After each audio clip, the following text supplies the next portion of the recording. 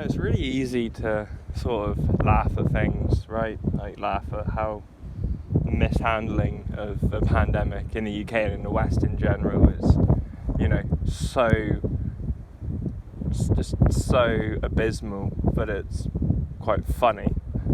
The fact that people are driving around wearing masks in their cars, stuff like that. It's so absurd, but it's just so unprecedented. But it's easy to find it funny, and I do find it funny. But I also find, these things, they are quite saddening, frankly, and quite terrifying, because it's been about a year, right? Just under a year, really, of these restrictions generally.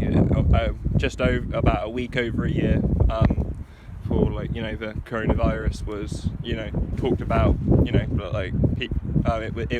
it was becoming a widely known thing. So yeah, it's been nearly a year of these restrictions, and I don't know about you, but I really feel like I've been running on empty nearly, just in terms of my morale, my ambition, almost I've just been burning up my reserves of stoicism, about this stuff.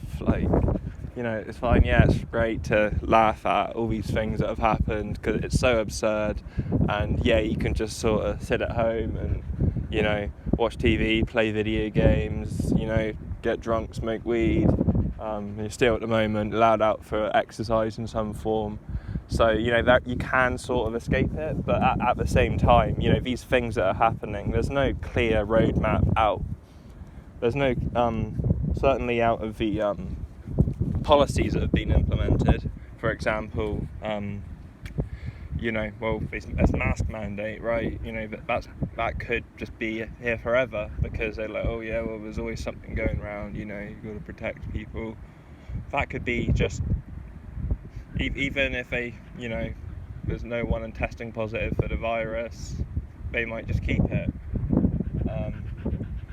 And I know that, and the same with this travel stuff, you've got to be vaccinated, you've got to, all that stuff.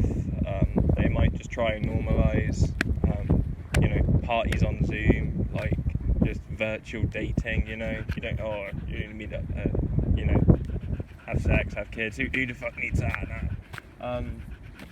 And you might say that, well, that's a little bit cynical, that's a little bit that is a little bit conspiratorial, because there are people who are, I think a majority of people, even those people who are, are generally supportive of the lockdown, they're like, I can't wait till I can, go out with my mates again, go out for a party, go out clubbing, I really want to, go to Ibiza, stuff like that.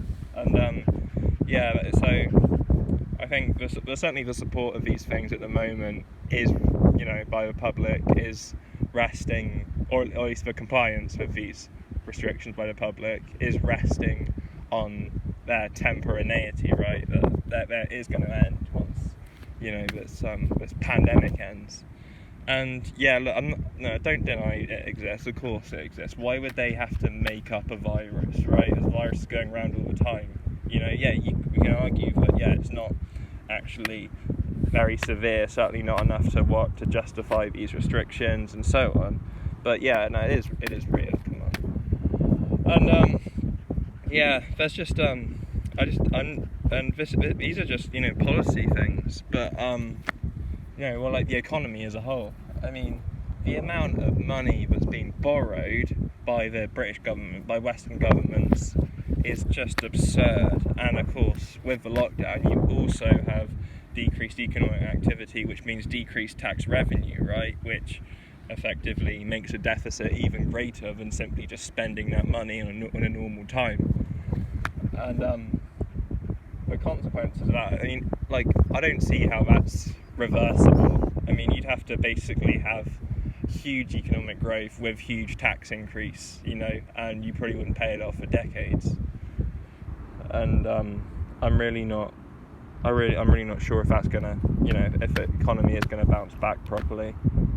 And yeah, it just feels like my life, and maybe your life too, has been put on hold for a year. Of course, yeah, we can do basic things. Yeah, shut up. No, we can do basic things, can't we? Like I'm doing now. You know, you can go out for exercise technically, and yeah, you can go out to get stuff to eat. You know, and apart from that, you gotta stay in and stuff. But yeah, it's not enough. You know, to be like, it's okay for a few months. You know, in an emergency, like, yeah, okay, put everything on hold. Or, you know, catch up on that series I was watching. I'll read that book. I'll, you know, do a bit of exploring my local area. You know, I'll play this video game that I've been thinking about playing. You know, you can do that, and you know, or you can learn stuff online, and that's great. But it's temporary, you know. All these things are temporary, and really feels like, yeah, it just feels like I'm not really living. I'm not really living at the moment. There's no, you know, long-term goals I can really strive to, other than, you know, basic self-improvement, like, you know, learning things, staying physically fit, things like, you know, basic things like that. But, you know, like, you can't really plan a business model, you can't plan a career, you can't really even plan a family at the moment, you know, very basic things like that, which was a very normal part of human life for, well, since, you know, since we were even considered human, frankly, all these things in some form or another, and that's been taken away, and it's just left me very disorientated. There's a disoriented, I'm not sure. I think, yeah, orientate, I don't know. But anyway, you know, it's left me very that. And yeah, it gives me a lot of anxiety, and it makes me very depressed.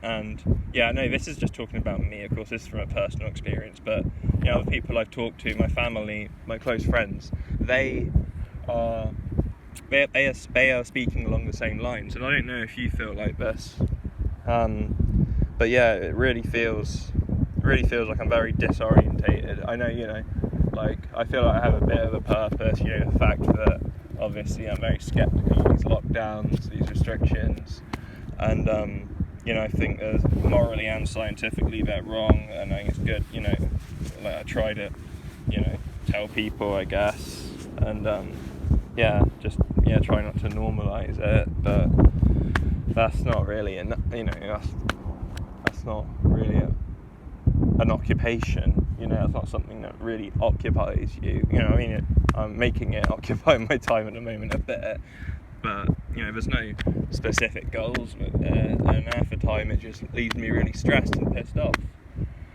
But there's nothing else to do, you know, apart from, like I said, you know, you have the basic things. Yeah, you can't really make any long-term plans, and I am one of those people, you know, I do consider myself to enjoy, you know, basic home comforts, like, yeah, just like hanging around at home, you know, having a nice takeaway, you know, having a few beers, watching some, you know, like, some decent movies, playing video games, all that stuff, you know, I like doing that, but yeah, like, a lot of people, you know, they don't, you know, they're not okay with that stuff as much as I am, you know, it doesn't reward them as much, but also, you know, for me, like, I've had to do that for a year now, and it's really getting old, and, you know, all these lockdowns, all this stuff, it's been a year, and they haven't worked, and so why is it continuing? And of course, you know, like, I mean, I put out a video recently about how, you know, trusting the science, about how we've done a terrible job, and it's like, yeah, they have done a terrible job, and like I said at the beginning of this, yeah, it's great, we can, you know, laugh about it, how pathetic, you know, the job the government is doing, but at the same time, it does worry me, you know, there is a bit of a concern, because it's like, okay, well, the government's doing this, and it's so irrational, you know, at least from a benevolent standpoint, right? But they're continuing to do it, and so it's like, well, are they being benevolent? How can, you know, they're either malevolent or incompetent, right? and it's nice to think, oh yeah, they're just incompetent, you know, it's all just bureaucracy, they're just trying to be seen to be doing stuff.